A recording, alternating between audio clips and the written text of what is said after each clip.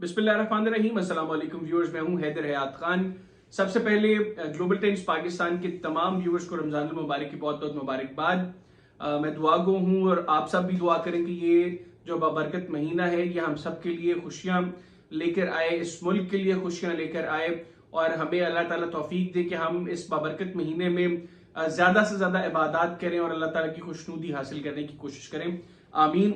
आज का ये जो हमारा वीलॉग है इसमें हम फेडरल कैबिनेट को डिस्कस करेंगे। ये जो लोग फेडरल कैबिनेट में शामिल हुए हैं इनको डिस्कस करेंगे। सेकंड फेज के अंदर कौन से अहम लोग हैं जो फेडरल कैबिनेट में आ सकते हैं उनको डिस्कस करेंगे। फिर ऑन चौधरी को फेडरल कैबिनेट में किसके कहने पर शामिल नहीं किया गया ये मैं आपको आगे चलकर बताऊंगा। तो सबसे पहले जो हम फेडरल कैबिनेट को डिस्कस करते हैं जिन्होंने आज ओथ लिया है। तो 19 रुकनी एक काबीना है जिसने ओथ लिया है। इसमें ख्वाजा मोहम्मद आसिफ साहब फॉर्मर फेडरल मिनिस्टर हैं, एहसन इकबाल चौधरी साहब फॉर्मर फेडरल मिनिस्टर हैं, सेनेटर इसहाक डार साहब जिनको यकीनी तौर पर फेडरल कैबिनेट में शामिल किए जाना था क्योंकि इनके बगैर तो शरीफ फैमिली की काबीना मुकम्मल नहीं हो सकती।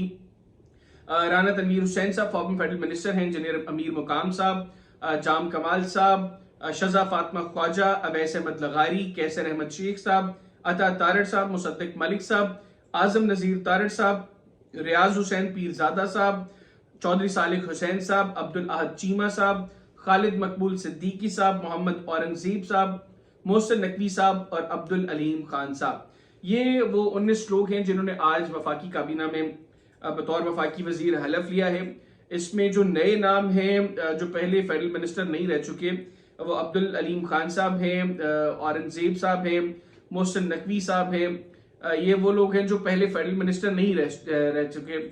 फिर कैसर अहमद शेख साहब हैं, ये भी पहले फेडरल मिनिस्टर नहीं रह चुके। अता तारड़ साहब ये एक नया नाम है। जाम कमाल साहब अगर मैं गलत नहीं हूं जो फॉर्मर चीफ मिनिस्टर है बलूचिस्तान की, ये शायद पहले स्टेट मिनिस्टर रह चुके, तो फेडरल मिनिस्टर जाम कमाल साहब भी नहीं रह चुके। तो ये इनिशियली जो कैबिनेट सामने आई है इसमें सिर्फ एक वजीर बलूचिस्तान से लिया गया है जो कि जाम कमाल साहब हैं। अच्छा जी, तो ऑन चौधरी साहब को डिस्कस करने से पहले हम पॉसिबल नेक्स्ट फेज के जो लोग हैं उनको डिस्कस कर लें। एक तो ये कि नेक्स्ट फेज के अंदर पाकिस्तान मुस्लिम लीग नवाज भरपूर कोशिश कर रही है कि पीपल्स पार्टी के कुछ लोगों को शामिल किया जाए और यही वजह है कि एक मुख्तसर काबीना उन्होंने रखी है।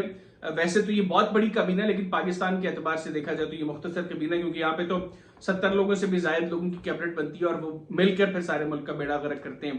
तो अभी 19 लोग हैं जिनका इस हवाले से जिनको सेलेक्ट किया गया है और अब जो बड़े पोर्टफोलियोज हैं वो कुछ पोर्टफोलियोज पीपल्स पार्टी के लोगों को एडजस्ट करने के लिए रखे जाएंगे। अगर पीपल्स पार्टी जल्दी मान जाती है तो well and good, otherwise second phase के अंदर फिर कुछ और लोग जो ओथ लेंगे उनमें पॉसिबली कौन लोग हो सकते हैं। एक तो एमक्यूएम के सिर्फ खालिद मकबूल सिद्दीकी साहब हैं जो इस वक्त फेडरल कैबिनेट का हिस्सा है। एमक्यूएम ने कोशिश की थी कि खालिद मकबूल सिद्दीकी साहब, अमीनुल हक साहब, डॉक्टर फारूक सत्तार साहब, मुस्तफा कमाल साहब और उनके साथ साथ सेनेटर फैसल सब्जवारी साहब, इन 5 लोगों को कैबिनेट का हिस्सा बनाया जाए और उसके साथ साथ एमक्यूएम ने गवर्नर सिंध का ओहदा भी अपने पास रखने की ख्वाहिश का इजहार किया था। इनिशियली सिर्फ खालिद मकबूल सिद्दीकी साहब को फेडरल कैबिनेट में शामिल किया गया है और इस बात का इम्कान जाहिर किया जा रहा है कि नेक्स्ट फेज के अंदर एमक्यूएम से 2 या 3 मजीद नामों को फेडरल कैबिनेट का हिस्सा बनाया जा सकता है। यानी एमक्यूएम जो 5 वजारतों का तकाजा कर रही है शायद 4 वजारतें एमक्यूएम को मिल जाए,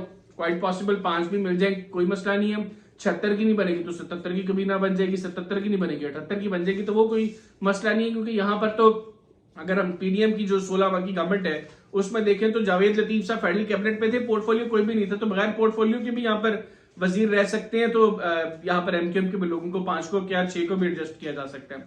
दूसरे हैं जी चौधरी सालिक हुसैन साहब, काफ लीग से ये वाहिद शख्स हैं जिनको फेडरल कैबिनेट में शामिल किया गया है, जबकि चौधरी शाफे साहब को पंजाब में प्रोविंशियल कैबिनेट का हिस्सा बनाया गया है। इस बात का इम्कान जाहिर किया जा रहा है कि नेक्स्ट फेज के अंदर तारिक बशीर चीमा साहब को फेडरल कैबिनेट में शामिल किया जाएगा।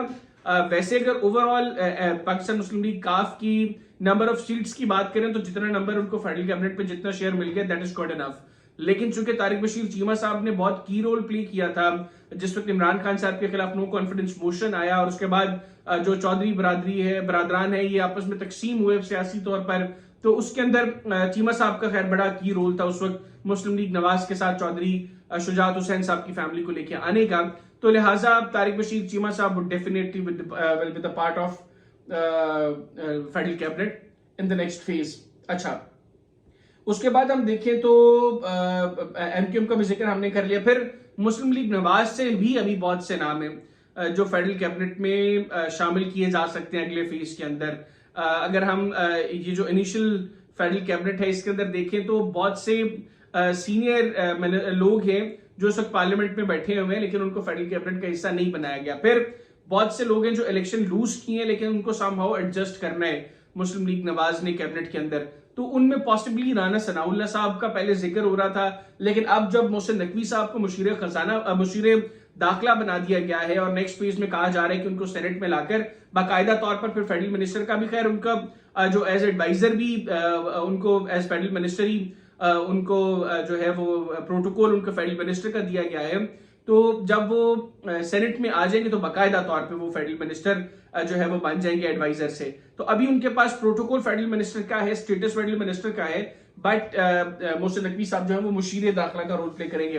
तो ऐसा लग रहा है कि राना सनाउल्लाह साहब ने फैसलाबाद के अंदर जो उनकी पार्टी की शिकस्त है उसका खुद को जिम्मेदार ठहराते हुए खुद को इस चीज से दूर किया है।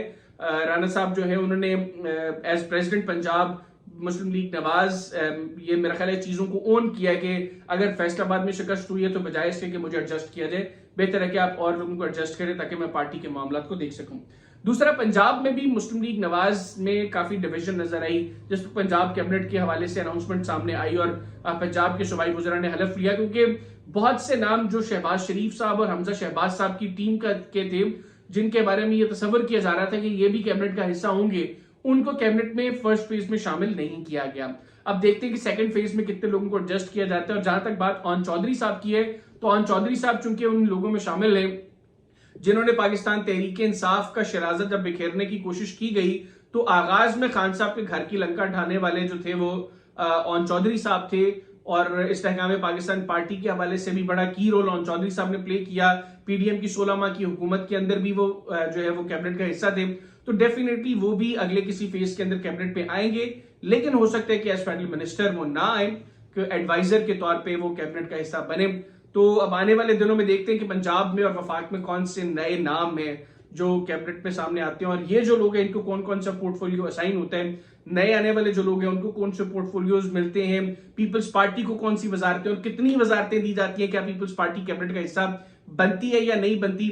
और इन तमाम चीजों के बाद दुआ हम फिर ये करेंगे, अल्लाह करे कि ये लोग इस मर्तबा खालिस्तान पाकिस्तान के लिए काम करें, पाकिस्तान की आवाम के लिए काम करें और इस मुल्क की बेहतरी के अंदर अपना कोई रोल प्ले कर सकें।